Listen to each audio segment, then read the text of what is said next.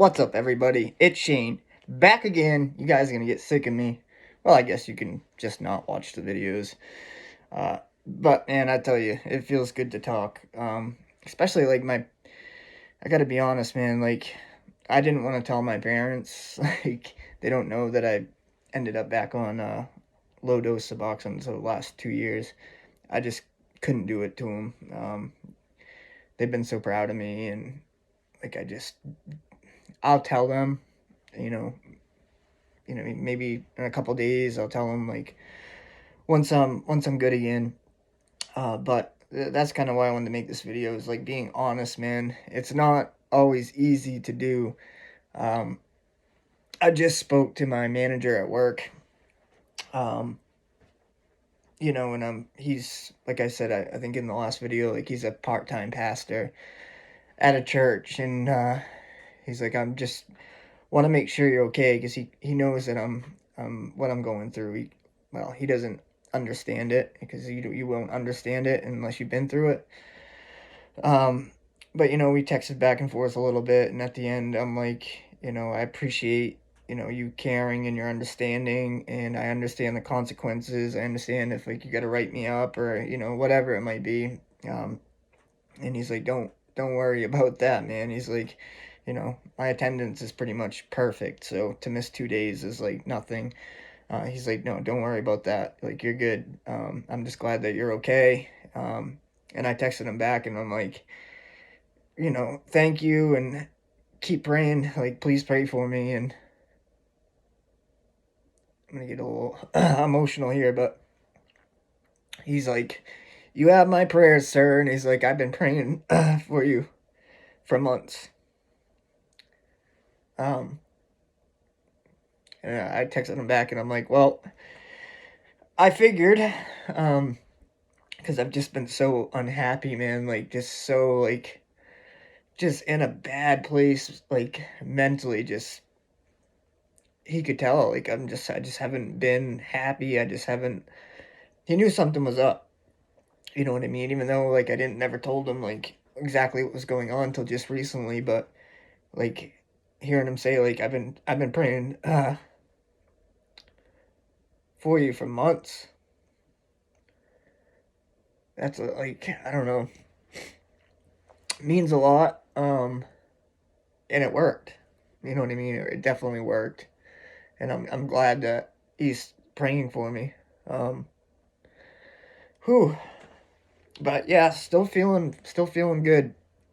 Been listening to some music. I feel a lot better now that I talked to him, and like, no, like, I'm not in trouble or anything, and that he understands, and he's on my side. And um, I didn't figure it'd be that big of a deal to miss 2 days of work, but still, I don't like to miss work. It's not who I am. You know, ex-military, like, I'm at work when I need to be at work. Like, I'm very responsible in that type of way. But yeah, man, just being honest with people is like huge. It's huge. Um, Clearly I couldn't hide it. You know what I mean? Just him saying like, I've been praying for you for months. Like, just goes to show, like, he could see like I was hurting. It's pretty obvious, and that's again, a lot of that has to do with the medication itself. Even low dose buprenorphine, like, it just, I don't know, man, like, it just took my soul. It just robbed me of my soul, really. It's the best way I can really put it. Um, and then just me just being so, like, mad at myself, like, every single day, like, just so upset at myself. Um, it's impossible to put on a smile, um, and just to pretend like everything's okay when deep inside, like, just hurting, like, my heart. Um, so yeah, I feel a lot better. Um, I'm not out of the woods, guys. I'm not trying to say like, I'm freaking 100%. Like, I had a horrible night last night, and like all of a sudden, like, I'm cured. Like, it doesn't freaking work that way. Like, it doesn't. But I'm so, like, I can't explain, like, just knowing like I'm clean, dude. Like, I'm past the 38 hours. Like, if I took a P test right now, like, I'd pass it. You know what I mean? I'd fail for THC, but um, I haven't even been smoking really that much. I smoked last night, trying to get some sleep, but I'm not big anymore on like smoking during the day. But usually after work or something, I'll smoke some weed to relax. But I want to get away from that too. I mean, honestly, like I don't even want to do that. Um, Sorry, guys. But yeah, emotional. As I said, like before this even started, like emotional. This is an emotional roller coaster, man. Like even like separating out the physical aspects of it, like emotionally, like you're just gonna get smashed because, like I said, man, I realized it because I've been through this before. But a lot of people that are on maintenance meds, like they just, I feel like some people don't understand like how numb it makes you. A lot of people will say like, oh, no, it just makes me normal. Like, you know what I mean? It just makes me normal. Like, no, it doesn't. It doesn't, man. I mean, everybody's different. I can't speak for other people, and I shouldn't do that, and I apologize for that. And I'm not, again, not trying to say like if you are on maintenance meds, like then you're getting your life back together, like it's not a good thing. Like it saved my life, like 100%. I won't deny that. Like there is a place for Suboxone, Subutex, even methadone. Um, but I will say, like, just be careful, man. Just be careful. Like, weigh your options really well. Like, I don't know, man. Like, especially in the methadone clinic because they don't like to let you out of that place. Like, the first time, like, I was trying to get off methadone, man, I remember going to see my counselor and like telling him like I'm done, man. Like, I'm fed up. Like, I can't keep doing this. I'm not coming here every day anymore. I'm not standing in this line with, no offense to anybody, but if you've ever been in the methadone clinic, you know what I mean. Like the people in that line, like just reserved to be like on it for the rest of their lives, man. And like for me, I was just never like that, man. I always was like, I need to get out of this place. Like, what am I doing here? Like, I don't belong here, man. Like the nurses behind the counter at the clinic and everything, like my counselors, everybody were like, you don't belong here, man. Like, you know, uh, but yeah, dude, they try to like when I first talked to my counselor, I ended up switching counselors because of this actually.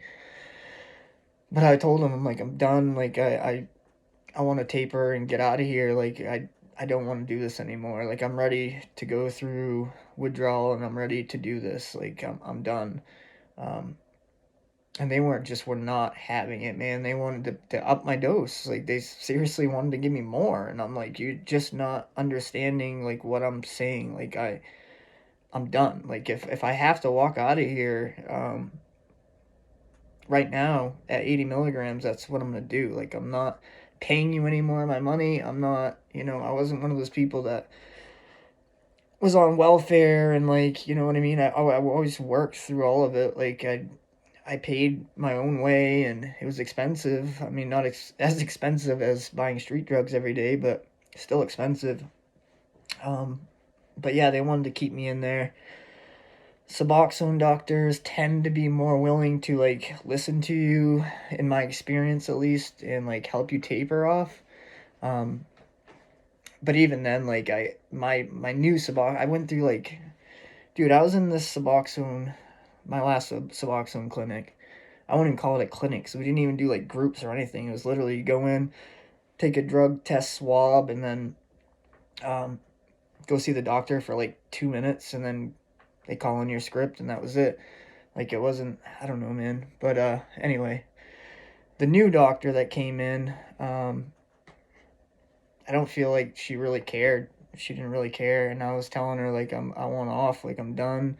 I want to taper off, and she wanted to put me on like this year and a half long like taper schedule, and like really just wasn't listening to what I was trying to tell her. Like I'm done, man. Like put me on a fast taper or whatever you want to do, but I'm out of here.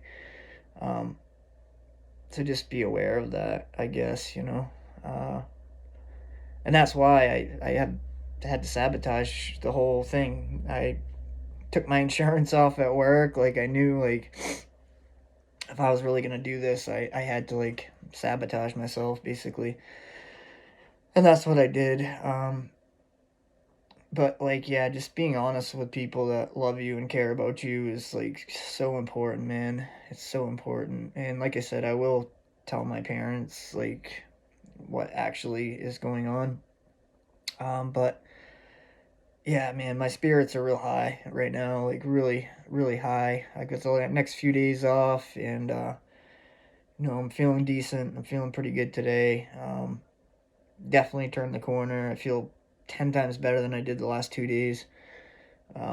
Listening to some music, and I'm gonna be all right, man. I'm gonna be okay, and I'm just no matter what I'm feeling physically, like my mental status like is so much better.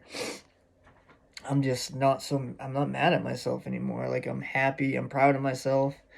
Um, whatever anybody else thinks, I don't really care. Honest to God, I told my manager in one of those texts, I'm like trying to explain to him, I'm like, I don't expect anybody to understand. And I said, in fact, I'm glad that people don't understand. You know what I mean? I wouldn't wish this on anyone, is what I said. So I'm glad that you guys probably don't understand what I'm going through, but um, yeah, man, I'm gonna come back a better person, And I told him it was literally life or death for me. Like, that's the point I was at. Like, I was that unhappy. Like, I even told him, like, I'm tired of, like, waking up and wishing that I never woke up. And that's a bold statement, but it's the truth, man. That's how I felt for the last 2 years, guys. Like, honestly, like, every time I'd wake up in the morning, I'm like, here we go again. Just another day of me hating myself. And of course, like, when you feel that way inside, like, that's what you project as well, right? Like, the way that you feel about yourself, and, like, if you're really just mad at yourself and you're not proud of yourself, and, like, you're keeping all this in, and, like, that's what everybody is going to feel around you, no matter if you say it or not, right? I mean, let's be honest. And clearly, that's the truth, because, I mean, when he texted me that, like, dude, you got my prayers, and, like, I've been praying, like, for months, like, literally. Like, so, like, all this stuff that I talk about, like, with God recently, like, working, like, this magic in my life, and getting me to this point, man. Like I said, man, I give all the credit to God, and uh thankfully I got people like him praying for me. It's just amazing, man. It's a good feeling. It's a good feeling. And again, I don't care, like, physically, like, I don't have a lot of energy, but I feel decent. I'm listening to music, and music's great, man. Dude, use music going through this, like, it'll make a huge difference, guys. Like, it just in your mentality. I apologize, guys. It's emotional, man. Like, if you go through this, you'll know what I mean. Like, I'm not a crier, but man, you get just these emotions come back, like, that have been absent for so long, and, like, you just get bombarded by, like, all these feelings and all this crap that, like, I've held in for way too long.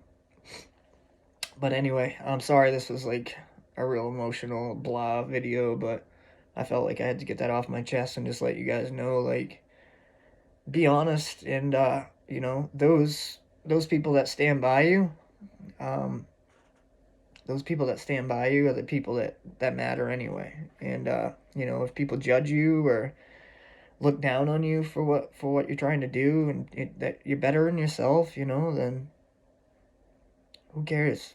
Who cares about them? I mean, I don't wish ill on anybody, but I'm just saying, like, the people that really care about you are going to support you no matter what. And that's the people that you want in your life. But I appreciate you guys listening. Sorry for the emotions. This is an emotional roller coaster, and I'm just kind of riding it right now. So I appreciate you guys. We'll talk soon. Peace.